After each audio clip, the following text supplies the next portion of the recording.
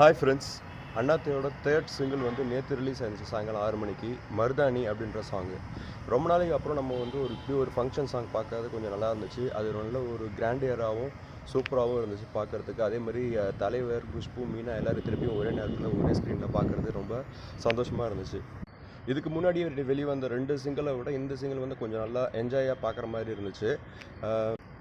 எல்லாருமே நல்லா ஹாப்பியாக இருந்தாங்க அந்த சாங்கில் பார்க்குறதுக்கு. ரொம்ப பிரம்மாண்டமாகவும் இருந்துச்சு பார்க்குறதுக்கு.